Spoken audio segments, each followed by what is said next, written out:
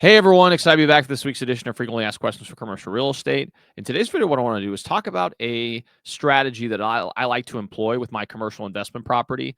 And maybe it's a strategy that you consider implementing as well, especially when you're dealing with mom and pop tenants that aren't necessarily the most sophisticated when it comes to commercial real estate transactions.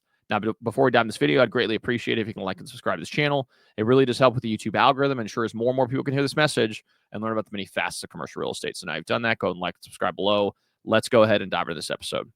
All right. So one of the challenges that I often have explaining to prospective tenants, one of the lease structures, I should say, that has the most pushback is a triple net lease. Now, if you don't know what triple net lease is, it is a lease arrangement whereby the tenant pays a base rate, right? That's the base rental rate. And then they are responsible for taxes, property taxes on the property, insurance, and also the general upkeep and maintenance. So imagine you're a multi-tenant center, and you occupy a quarter of the center space. Well, you'd be responsible for a quarter of the property tax bill. You'd be responsible for a quarter of the property insurance bill, and then also, general maintenance of the property. So landscaping and snow removal, and every once in a while, if you can incorporate this in your lease agreement, maybe repaving of the parking lot. Sometimes you can incorporate that into your what's known as common area maintenance expenses. But again, it's all defined within the lease agreement. But that's the general idea, is that the tenant is going to have a stake in the expenses of the property outside of just paying their base rent. And so one of the things that I sometimes have found to be an issue is that tenants give us a little bit of a pushback regarding those triple net expenses, because their expectation is, well, I'm just renting the space and I shouldn't necessarily be responsible for having to pay for your taxes and property insurance, Mr. Owner or Mrs. Owner. And so, although that's a general way that things are handled, especially in our market when it comes to retail and industrial properties. And so, what I've done in my own brokerage or my own career as far as investing is concerned is, if I have a property on the market, what I'll propose to the tenant is, hey, we'll charge you one flat rate, right? And we will define a base year. So in a base year, this will be year number one. So let's say in this scenario, let's take the triple net scenario, and let's take the scenario that I'm proposing as far as the lease structure is concerned.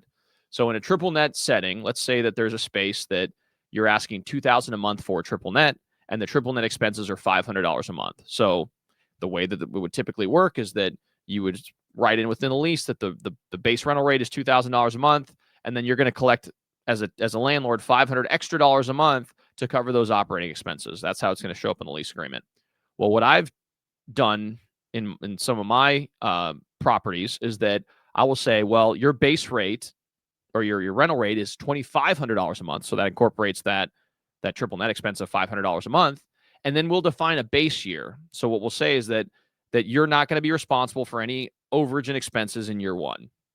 But in year two, we're going to reconcile at the end of the year. And if there's any delta between what the expected expense or whatever the expenses were for year one, let's say that those expenses were, in this case, it was 6,000, right? 500 over the course of the 12 months, that's 6,000. Well, if next year the expenses are 6,500, well, you, Mr. or Mrs. Tenant, are going to be responsible for that $500 difference. So essentially, it operates in a somewhat similar type of arrangement, yet it's a little bit more palatable for a tenant, even though in reality it's the same exact arrangement.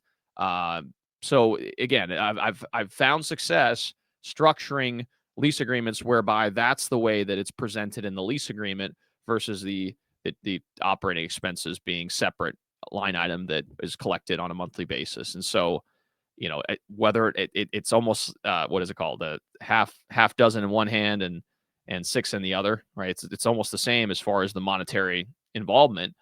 But again, it is something that could potentially work for you if you are an investor. Now, one of the things that you'll need to make sure within your lease agreements, and again, I'm not an attorney, so you want to get second-hand opinion on this, but you want to make sure that those qualifying expenses that apply for the base year, are clearly defined in your lease agreement, so that there's not going to be a pushback further on into the lease agreement saying, well, this particular thing that you did when you sent the reconciled expenses, that doesn't qualify because it wasn't properly defined in the lease agreement. So you just want to make sure that you're buttoning yourself up on that in that regard. But try to see if maybe you can incorporate that structure within your lease agreement, because for whatever reason, it tends to be a little bit more palatable to prospective tenants. So hopefully you gain some value from this video.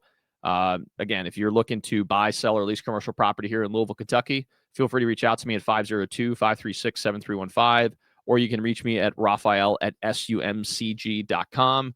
Along with that, if you guys like this channel, please like and subscribe. It makes a huge impact on our ability to reach a broader audience, and we greatly appreciate the support. Thanks again so much for tuning in, and we'll see you all next time.